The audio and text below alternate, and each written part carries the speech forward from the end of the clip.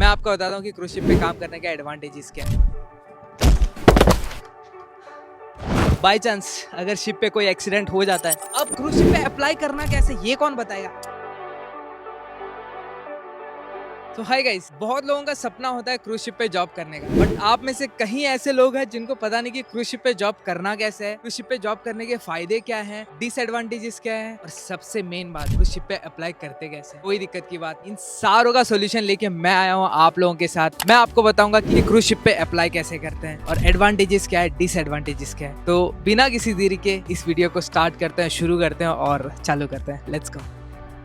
Advantages of working on the cruise ship. सबसे पहला और सबसे इम्पोर्टेंट, अब बहुत लोग जानते हैं क्रूज शिप पे जॉब करना है, सब कुछ करना है, लेकिन उनको पता नहीं क्रूज शिप पे काम करने के क्या एडवांटेजेस है। मैं आपको बताता हूँ कि क्रूज शिप पे काम करने के एडवांटेजेस क्या है। First advantage, free world tour. Second advantage, tax free salary. Third advantage, accommodation, travel ticket and yes, आपका मेडिकल वीजा, सब कुछ फ्री है कंपनी की तरफ से। Fourth advantage, 24/7 free gym.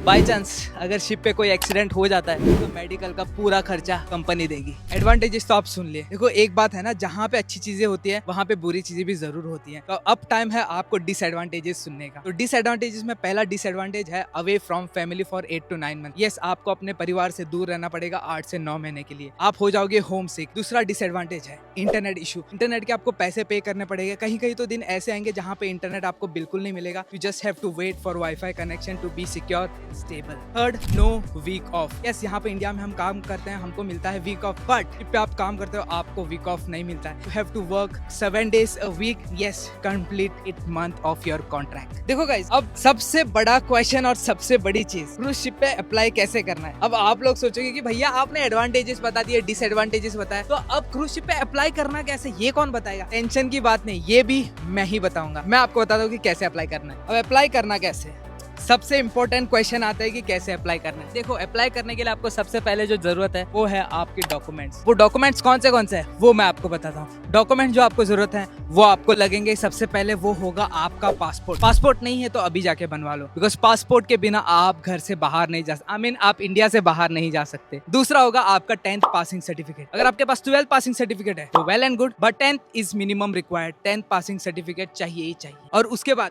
आपको लगेगा STCW course. Yes, safety is very much important है क्रूज शिप पर। अगर आप जा रहे हो तो सेफ्टी का ध्यान रखना। हमने तो यहाँ पे ध्यान दिया नहीं, बट आपको ध्यान देना जरूरी है। जैसे मैंने कहा, STCW कोर्स आपको बहुत जरूरी है। अब STCW कहाँ से करना है वो भी मैं आपको बताऊंगा। STCW कोर्स जो आपको करना है वो करना है आपको किसी भी DG अप्रूव्ड एकेडमी से। और DG अप्रूव्ड एकेडमी गोवा में अगर बात करो तो आपको मिलेगी Kamakshi marine time academy. Link description में, अभी जाओ रजिस्टर करो एंड यस, आपको वहां से मिलेगा DG approved STCW course certificate. STCW के बाद जो आपको करना है वो करना है CDC जो कि है सीमेंस बुक। उसके बाद आपको करना है SID जो कि होता है सीमेंस ID कार्ड। उसके बाद आपको करना है येलो फीवर सर्टिफिकेट। और वो येलो फीवर इंजेक्शन वो आप किसी भी गवर्नमेंट अस्पताल से ले सकते हो, जो कि आपको मात्र 300 रुपए में मिलेगा। उसके बाद आपको DG अप्रूव्ड मेडिकल सर्टिफिकेट चाहिए। किसी भी DG अप्रूव्ड क्लिनिक से आप अपनी बॉडी की फुल मेडिकल करवा लीजिए क्रूज शिप के लिए स्पेशली। ये सारे डॉक्यूमेंट आपको बहुत जरूरी है अगर आप क्रूज शिप पे अप्लाई कर रहे हो। इसके बाद आपको क्या करना है, इसके बाद आपको करना है जो है सबसे बड़ा काम, आपको रजिस्टर करना है अपने जॉब के लिए। हाँ, मैं जानता हूँ बहुत लोग यहाँ पे रजिस्टर कर चुके हैं बट उनको कॉल नहीं आ रहा। या मैं हमेशा कहता हूँ, एक दरवाजा नहीं होता, आप एक दरवाजा खटखटाओगे, अगर कोई नहीं खोल रहा तो आप वापस जाते हो। ऐसे नहीं होता है ना,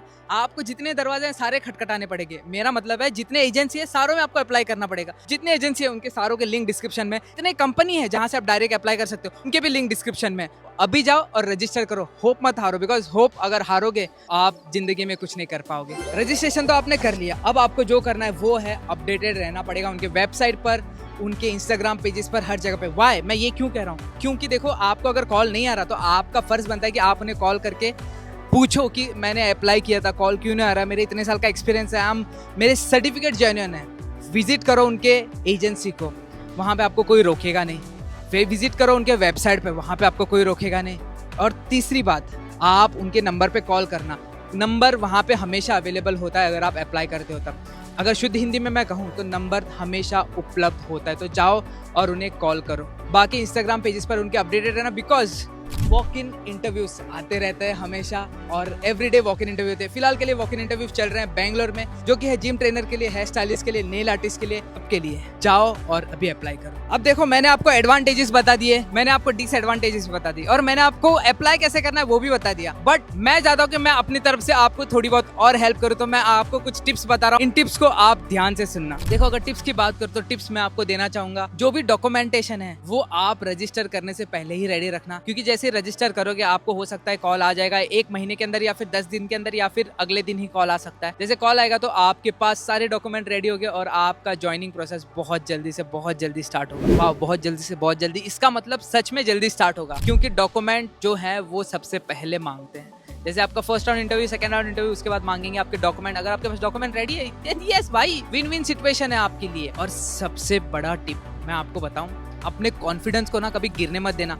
अगर आप एक बार डिसाइड करते हो कि आपको क्रूज शिप पे ज्वाइन करना है, तो इस बात को आप गांव भर में ऐसे ढिंडोरा मत पीटना कि मैं जाके क्रूज शिप ज्वाइन कर रहा हूँ या फिर मैं क्रूज शिप पे सिलेक्ट हो चुका हूँ। जब तक आप शिप पे चढ़ नहीं जाते, जब तक आप शिप पे पहला दिन काम नहीं करते, तब तक किसी को बताना नहीं कि आप क्रूज शिप पे जाने वाले हो। ये टिप्स बहुत काम आएगी, बिकॉज नजर इज रियल। बाकी आई नो आप लोगों को ये वाला वीडियो अच्छा लगा तो लाइक करना, शेयर करना, कमेंट करना, एंड यस, नए हो तो सब्सक्राइब जरूर करना। ऐसे डेडिकेटेड वीडियो मैं अपने चैनल पर लाते रहूंगा। बाकी अपने डेली व्लॉग भी चलते रहेंगे, बाकी अपने इंस्टाग्राम पे रील्स भी चलते रहेंगे, तो जाओ मुझे इंस्टाग्राम पे अभी फॉलो करो। बाकी मैं जहाँ पे हूँ वो है जापानीज गार्डन। इसके बारे में अगर आपको वीडियो चाहिए कि इसे जापानीज गार्डन क्यों कहते हैं, ये बीच ऐसे क्यों है, छोटा सा क्यों है, क्या है इसकी स्टोरी, तो मुझे कमेंट करके जरूर बताना। इंशाल्लाह हम इसके ऊपर एक वीडियो जरूर बनाएंगे। बाकी मिलता हूँ मैं आपको ऐसे किसी प्यारे से वीडियो में, तब तक के लिए thank you so much for making part of this. Next till then keep loving, keep supporting, love is peace out guys.